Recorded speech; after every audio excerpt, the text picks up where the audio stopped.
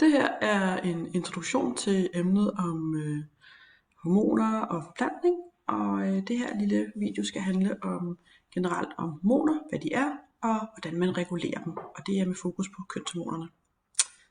Hormoner generelt er jo kemiske stoffer, som produceres forskellige steder i kroppen i nogle kirtler.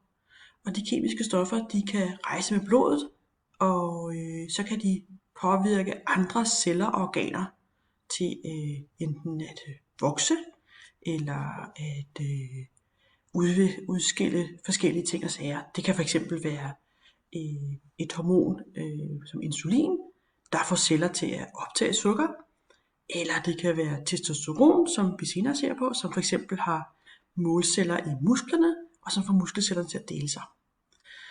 Vi skal interessere os for hormonerne i kønsudviklingen og produktionen af kønsceller. Og det vi ser her, det er jo to mennesker, og deres udseende er resultatet af puberteten, hvor henholdsvis testosteron for mandens vedkommende og østrogen for kvindens vedkommende bliver produceret og sætter gang i det, man kalder den sekundære kønsudvikling med de her ydre forskelle på kønnene, vi ser her. Og de er jo sådan nogenlunde kendte for alle, hvad det er, der er forskel på mænd og kvinder. Altså den øgede højde er også et produkt af testosteron, og generelt er der også nogle ting, vi ikke kan se. For eksempel har mænd også mere blod, og mere hemoglobin end kvinder, og det er formentlig også på grund af testosteron. Vi går lidt videre, hvis jeg skal finde ud af det. Der var den. Godt. Nu skal vi se på nogle af de kirtler, hormonkirtler, der er med til at producere hormoner, der er vigtige i den her udvikling.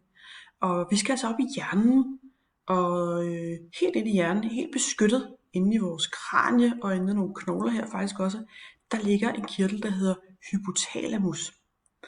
Og den er speciel, fordi den både består af nervevæv og hormonproducerende væv. Den ligger altså heroppe, sådan en klat her. Og når puberteten går i gang, så går den i gang, fordi hypotalamus modtager nervesignaler fra hele kroppen om, at den har opnået en vis størrelse, og den bliver også påvirket af hormonet leptin, som produceres i fedtvævet. Og man skal altså have en vis mængde fedtvæv for at gå i pubertet. Og det giver jo meget god mening, at når man for eksempel som kvinde har en vis mængde fedtvæv, så er man jo i stand til at nære et barn i livmoderen. Og faktisk er det sådan, at hvis ens leptinmængde går ned, fordi man taber meget af sit fedtvæv, så vil ægcelleproduktionen for eksempel gå ned, sådan så man kan opleve, mens man træner rigtig hårdt en periode, at man faktisk mister sin menstruation. Nå, vi skal tilbage til puberteten her. Når hjernen sådan i 11, 12, 13 års alderen får nok leptin her, op til hypotalamus, jamen så vil den begynde at producere det her hormon, der hedder GnRH, eller gonadotropin releasing hormone. I må gerne bare sige GnRH, det er så fint.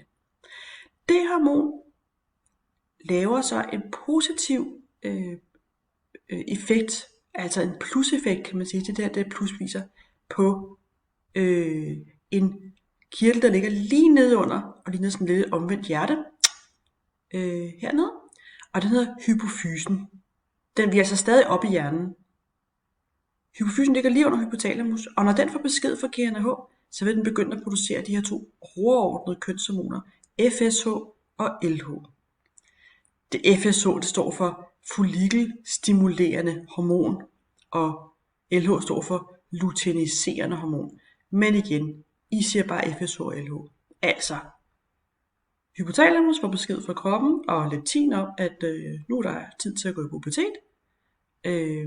Producerer GnRH, og GnRH-hormonet vil så få hypofysen til at producere FSH og LH. Sådan der. Yes. Godt. Vi går videre til næste. Sådan der. Ja. Nu ser vi med eksempel i manden, der ser vi så på, hvordan man ligesom regulerer hormonproduktion, sådan så den i mandens tilfælde er rimelig stabil med henblik på produktion af de her hormoner LH og testosteron. Man har ikke givet til FSH med, altså det er bare fordi, det er en model her, ikke også? Nu kan vi se, at den her model den er opbygget lidt mere simpelt end før, hvor vi kunne se, hvordan hypotalamus så ud, og vi kunne se, hvordan hypofysen så ud. Nu er de her 3 hormonproducerende kirtler bare vist ved en firkant. Men her er vi altså oppe i hypotalamus oppe i hjernen. Her er vi ved hypofysen, den her kirtel, der ligger lige ned under hypotalamus. Og her er vi hele vejen nede i testiklerne, hvor testosteron bliver produceret. Så det er altså de 3 hormonproducerende kirtler, og det er altså eksempler på de hormoner, der de producerer hver for sig, og de er med til at regulere hinanden.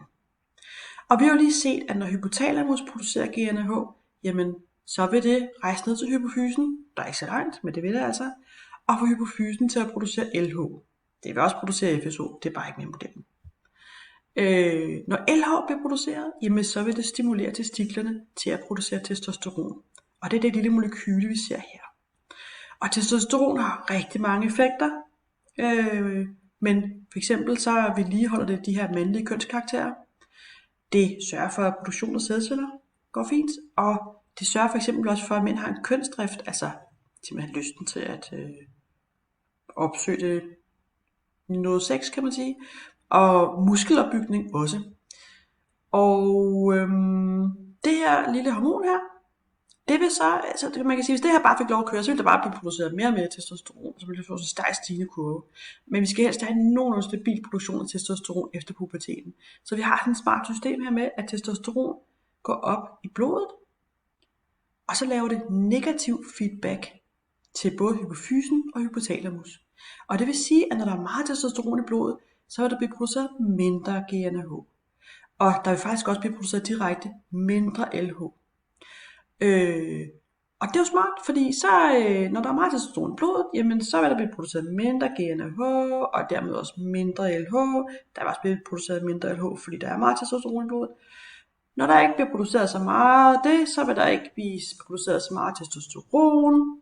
Og det vil sige, at det negative feedback vil blive mindre, fordi der er mindre testosteron i blodet. Og det vil sige, at bremsen bliver lettet her, sådan så at det negative feedback mere eller mindre forsvinder, så vil der igen blive produceret mere GnRH og LH, og så vil der igen blive produceret mere testosteron. Og sådan holder testosteronniveauet sig nogenlunde stabilt på grund af den her negative feedback-mekanisme.